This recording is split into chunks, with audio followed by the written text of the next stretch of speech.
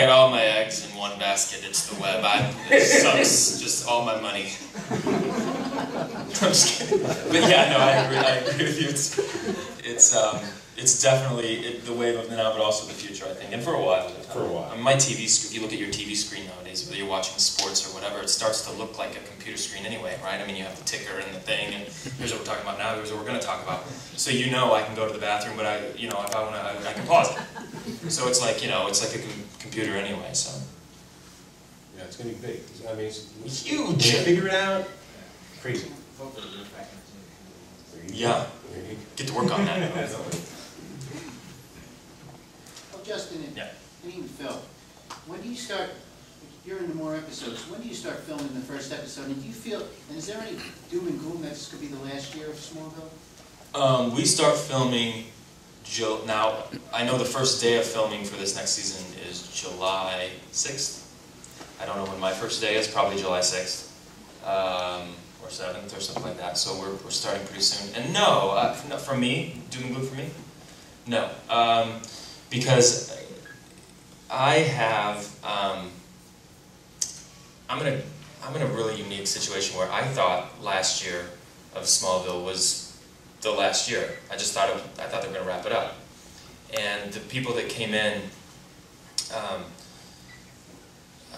just did a really good job of creating this great storyline for the year, and I guess the ratings went up, or we did really well, and it kind of continued for another season, meaning season 9, and then who knows what's going to happen. So I'm a competitive person, and I think that that if it's the last year of the show, we should earn the ending, and we will, and I think everyone's going to be satisfied with that. And if it's not the last year of the show, I like to think it's because the year was so good that they have to extend it another season. So either way for me, I'm either going to be a part of like a wonderful finale, hopefully, and I really do believe that, or a whole nother season. So, and like she was mentioning before, when you're an actor and you're working, it's just a rare thing, so you savor the flavor, you know. Since you're not in every episode, what do you do like the week you're off?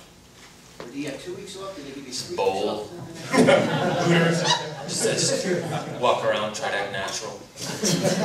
What do you do? No, what do I do when I'm not working?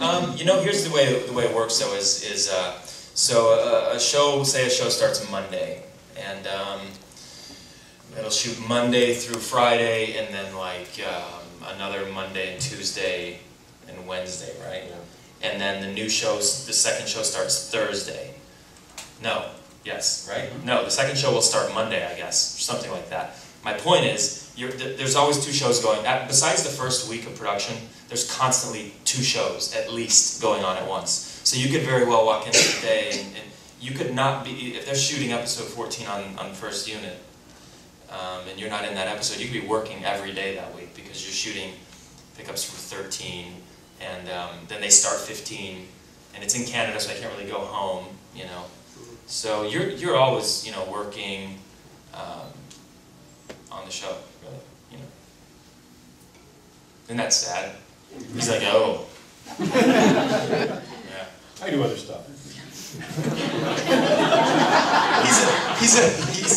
I'm not embarrassed. This is like a ninja. I'm not joking. This dude will rip this room apart in like 3 seconds. He wasn't such a nice guy. It's amazing. How long have you been studying? 20 years. It's really impressive to me to see somebody like that, with that discipline, do it for that long.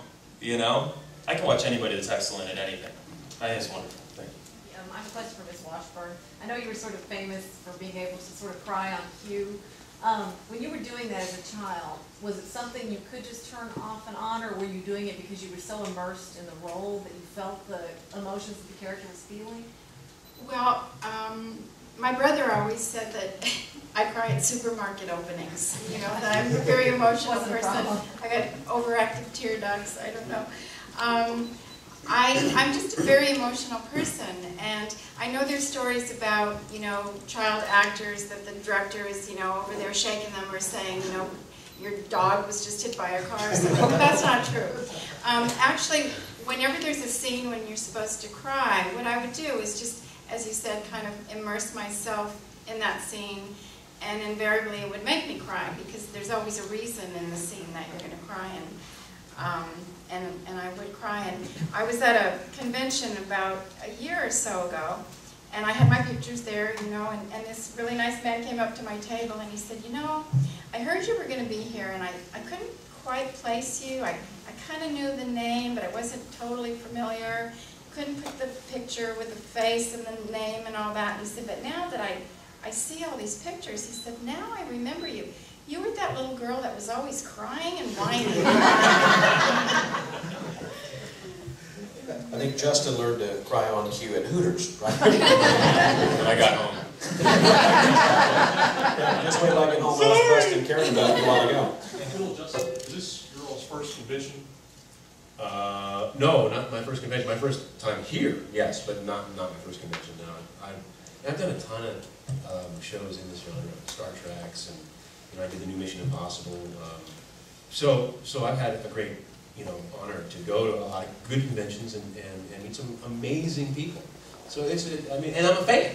So I honor fandom because I am one. So if they want me to go and it's a cool thing and people are cool, man, you'll probably see me there.